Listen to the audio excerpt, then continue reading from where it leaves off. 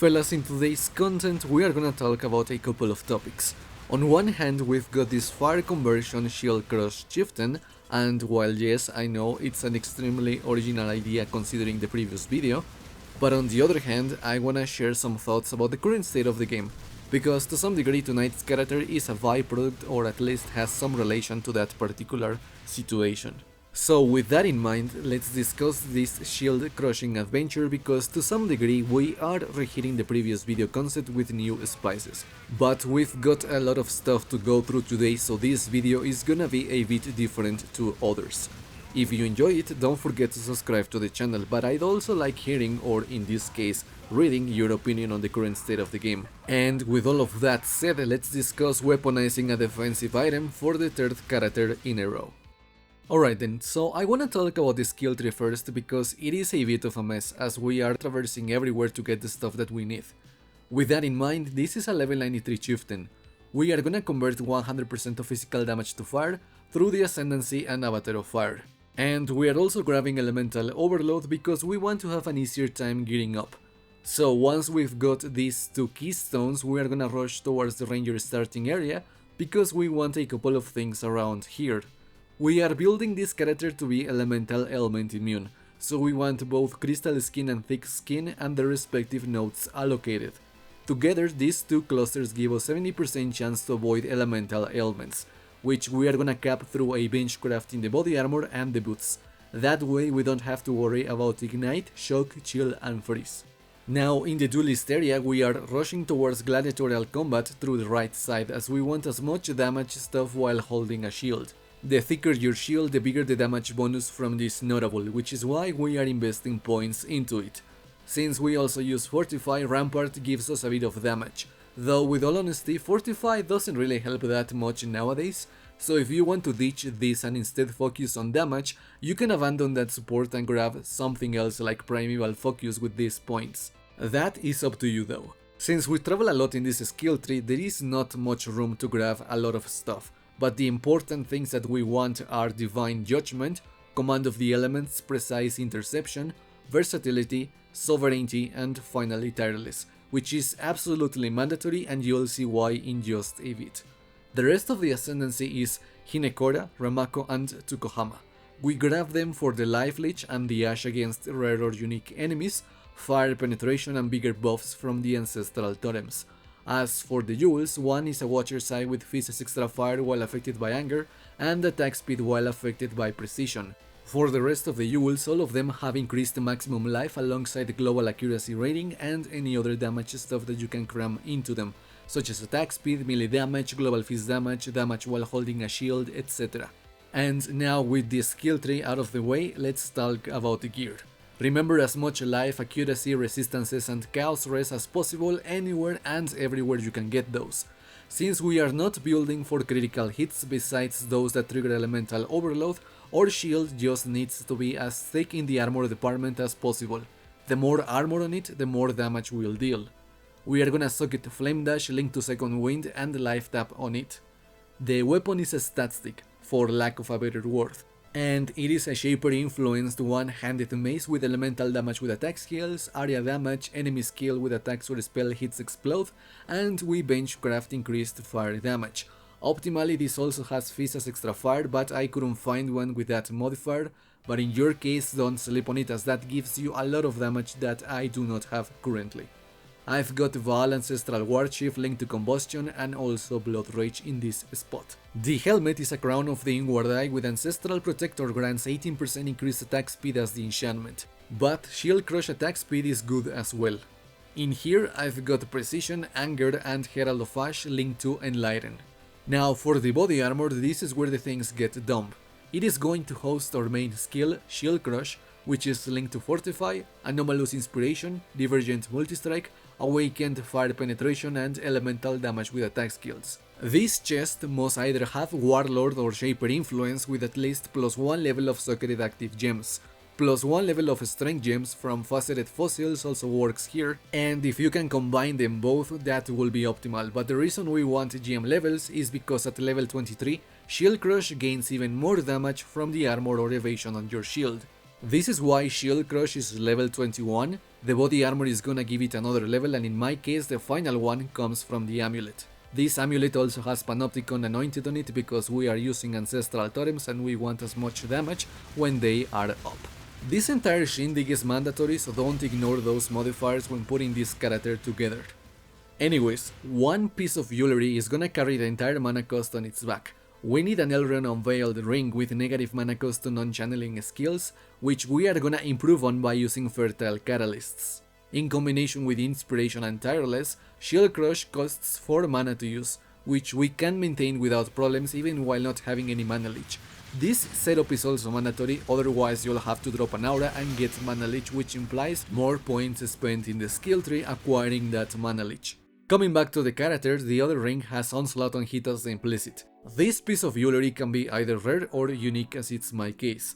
If you cannot get one, then you've gotta get attack speed and as much damage enabling stuff on it as possible. But try to get the Onslaught on hit because it's just too good to pass up, especially with Shield Crush. And that is because the skill is kinda slow and you want to stack as much speed as possible. Anyways, the gloves are Tomb Fist with elemental weakness on hit as the implicit, and they are gonna host a murderous eye jewel so that we can intimidate enemies on hit. I've got Phantasmal Ancestral Protector linked to enhance and multiple totems on it. Now for the boots we need Fizz as extra fire and if possible Elemental Penetration as the enchantment, which mine do not have, and in your case they should. I've got Val Haste linked to increased duration alongside Blood and Sand and a Portal Gem on them. The belt is a Stygian Bias with as much elemental damage with attack skills as possible, and socketed inside of it there is an Abyss Jewel with life, accuracy and Fizz as extra fire on crit. Finally, for flasks, a Lion's Roar and a Sulfur Flask for DPS, but you can also use a Wise Oak if your fire resistance is the highest overall resist. In my case it isn't, which is why I am not using one, but don't sleep on that one flask, for a bit more damage which never hurts, especially nowadays. But that should be it for this character, and throughout the rest of this video I'll have gameplay of different things I've done with him if you wish to put him together. Be warned that with the current state of the game it is a bit tough to gear this character. I spent like 20 Exiles experimenting around, and that was mostly due to niche stuff like the Onslaught on hit Circle of Anguish and the +1 level of Socketed active skill gems body armor. Hopefully with this guide you can get an idea of what to get so that you don't have to spend as much currency experimenting with the entire gearing process. Also, make sure that your mouse is in good shape and you don't get out of Sirius's maze thing only to walk back in because you didn't actually click the area you were aiming at. Yeah, that totally didn't happen to me. Or at all. Anyways, let's discuss why I am doing Shield Crush twice in a row and what does this entire character have to do with Path of Exile today. Well, it is no secret that this leg is not everyone's cup of tea, and it is no secret that this leg is not doing as hot as the previous ones. Some will argue Summer had to do with it, others will argue other video games have people's attention. But I will attribute a big portion of the exodus was due to the Great Wall of Nerfs that came alongside Expedition. This on itself is not really enough reason to feel bad about the game or outright quit it. However, when it comes to my personal reasons to play Path of Exile, I normally like putting together a slew of characters per league that can tackle Sirius, Maven, the Cortex, maybe Uber Elder and other baddies or activities that the game offers nowadays. But with this many nerfs, I do feel unmotivated to try out other stuff. Previous characters from past leagues lost a good chunk of damage with this latest league, and heck, some even became borderline unplayable because they are not competitive anymore in the damage department, and that is not accounting for the mana cost increases which also bricked a good amount of interactions I have been putting in my builds in the past. Now yes, flasks got hit too. Nowadays I am trying to pretend like they don't exist so that I don't have to depend on them to deal damage. But them going from a crispy DPS boost to slightly bruise the enemies while affected by your favorite energy drink kinda makes them useless in my opinion at least. When trying to come up with build ideas, not many things look appealing to me nowadays, because their damage numbers are not as flashy as they used to be, not too long ago. And I don't feel like slugging through something that doesn't seem fun just to say I did it. So I ended up rebuilding Shield Crush because I wanted to see if a Fire Conversion Chieftain performed better than an Inquisitor that is built towards critical strikes. And while I will say that yes, the Chieftain is stronger, I only say that because the Inquisitor I built last week couldn't get an Onslaught on hit ring, as that would have pretty much equalized both builds in the DPS department. But on the other hand, I gotta admit that I had more fun with Inquisitor, not having to worry about elemental penetration as long as crit chance is capped, which was easy to achieve in that build, alongside having a bit more defense is hard to beat, especially nowadays. Now, don't get me wrong, both of them are good, and both have their own strengths and weaknesses, so in the end it is up to you and your personal preference. Anyways, I also revealed this skill because in the current state of the game the shield skills are a bit too strong, or at least in comparison to other attack skills they feel better right now. Some will argue that they are meta due to how accessible they are, which is not a bad thing at all, as they happen to be quite a bit of fun and the damage they can achieve can get a bit silly.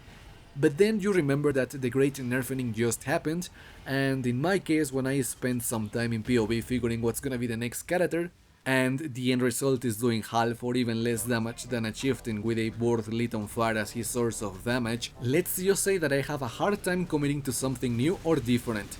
Which is funny because I kinda hinted about doing a chieftain last video, but I wanted to maybe wrap up Expedition's content with that build.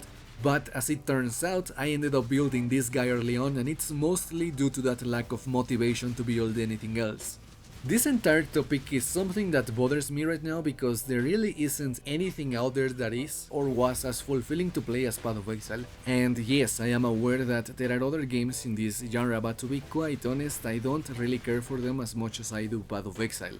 Now, I am not saying that I'm gonna quit Path of Exile permanently and announce my departure like this was an airport. But on the other hand, the current state of the game is not something that I enjoy as much as previous versions. Heck, to be honest, I actually prefer Ultimatum's patch to this one. Expedition isn't bad, but the implications it comes with overshadow the quality of this league. But that's just my take on it. Though I feel like plenty of us share that train of thought. Now, if you're enjoying the current state of the game, more power to you. But if you aren't, it is okay to admit it. At the end of the day, this is a video game. You are here to have fun, and if you aren't having fun, then it might not be as healthy to keep at it. After all, we all know what's good for us, and learning to admit that something ain't for us anymore is mature or healthy, I think. I don't know, it truly is hard being a gamer nowadays, ain't it? But yeah, that is it for me today. Let me know what you think of Path of Exile at the moment. Otherwise, don't forget to subscribe to the channel, and with that said, thank you so much for watching the video, take care, have a great week, and peace out.